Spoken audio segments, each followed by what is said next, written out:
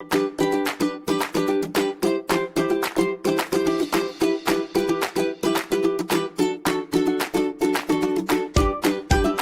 عليكم ورحمة الله وبركاته. مرحبا بكم فيديو جديد على قناتي مطبخ الأطلسية. كنتمنى تكونوا بخير وعلى خير وانتم كتشاهدوا هاد لا فيديو. فضل رمضان المبارك. تنسوا الخضره، قلت علاش لا ما نشاركش معكم واحد الصلاه تجي خطيره في المذاق ومتكامله، ونوعوا في المائده ديال الافطار. ما نديروا لا شي حاجه معمر لا خبيزات لا حتى شي حاجه لا بطبوط، فقط السلطه اللي كتجي خطيره. تبعوا معايا الفيديو من الاول حتى الاخر باش تعرفوا طريقه التحضير.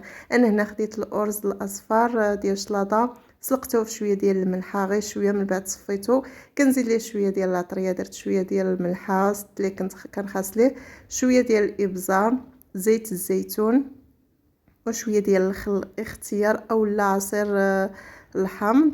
من بعد تنحركو نخليوه كما كتلاحظوا راه كيجي فتي حبه على حبه، ما كيجيش معجن. من بعد تناخذ لي باط ديالي كنسلقهم حتى هما في شويه الماء دافي من الاحسن.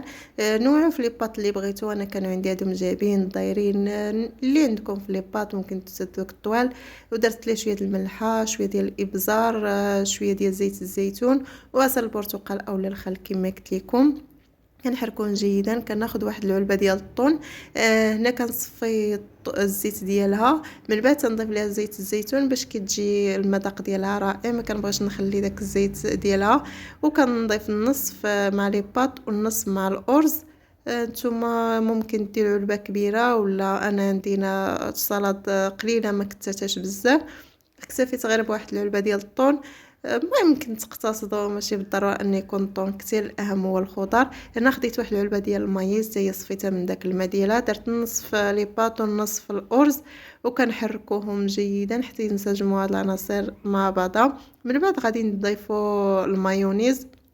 انا ما ضفتوش حتى لاخر لحظه، نسيتو. من بعد ضفتو.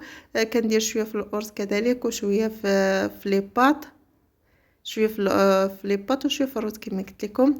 من بعد تنديروا تناخذوا الخضره ديالي. هنا خديت المقله، درت فيها شويه ديال الربيع، شويه ديال الثومه، شويه ديال زيت الزيتون، وشويه ديال الابزار، هذا باش كنسم. وكندير عصير البرتقال او عصير الحامض، كيجي رائع في المذاق. انا خديت البطاطا، خديت خيزو، جلباله اللي سلقتهم حتى هما شويه في الماء، غير شويه، ما كنخليوش الخضره ديالي حتى تعجن، غير كنحسوا بانها طابت كنطفيو عليها وكنغسلوها بالماء بارد باش تيبقى كتجي الخضره ديالنا مفرقه على بعضها، ما كتجيش معجنه.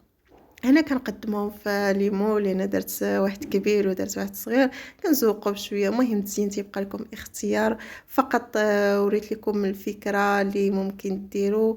صراحه كتجي غنيه فيها لي فيتامين، فيها. هنا ضفت شويه ديال مطيشه، ممكن تضيفوا الخيار، اي حاجه عندكم، شويه ديال البصله ممكن تضيفوها. انا بقات لي شويه ديال المايز، زدت التزيين، ممكن تيبقى لكم التزيين اختياري، فقط انني شاركت معكم هذه الفكره. صراحه كتجي في المذاق خطيره ومتكامله، خصوصا الاطفال. في هذا رمضان ما كنديروش الخضره بزاف، علاش لا ما نديروهاش في الافطار، كتجي غنيه. كنتمنى ان لا فيديو ديال اليوم ينال الاعجاب ديالكم، وتدعموني بالاشتراك وتبارطاجيو الفيديو مع الاصدقاء والعائله. دمتم في رعايه الله وحفظه، والى فيديو قادم ان شاء الله.